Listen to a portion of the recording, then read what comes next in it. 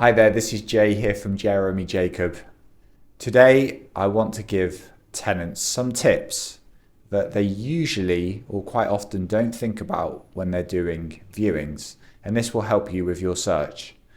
Okay, so I think an amazing thing that you can try and find out is how long the existing tenants had been living in the property. I think that's the one sure thing that will give you peace of mind. If you find out the existing tenant has been in their tenancy for a good 2 to 3 years, then that hopefully says to us they've been very happy living there.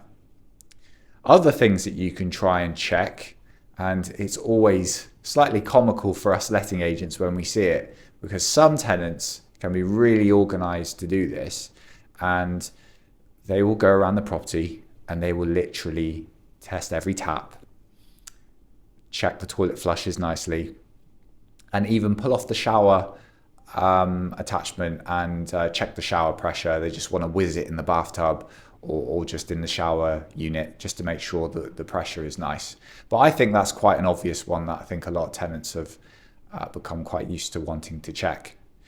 The less obvious things, and I'm particularly looking through this from a London point of view, is to just stop in the property, and if you have an estate agent or letting agent badgering on at you, selling, sales, just ask them to be quiet.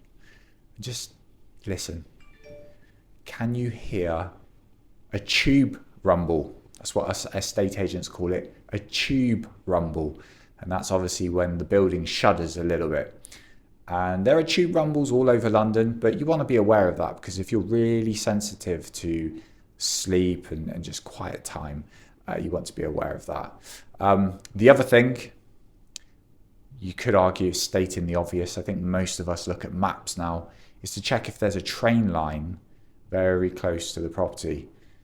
The last thing you want to hear is a train going right by your property, and it sort of shudders the building. And don't forget as well, trains versus tubes have different noise impacts. There are some train lines that even when they come by at night, they have to really slow down and be quiet, whereas the tube noise is more of a consistent, slower. The tube goes slower, but it makes a more of a rattling, annoying noise in its own right. What else can we check for? Maybe look up at the ceilings. Just check there's no damp issues.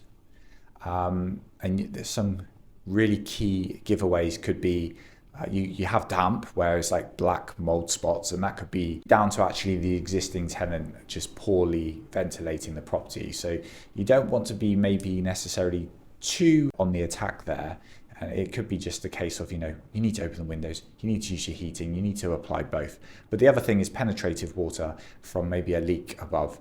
A classic thing that happens when you have a neighbor below or above you is that around the bathtub sealant, when one is having a shower, the water, it seeps through that silicone and it goes down into the flat below.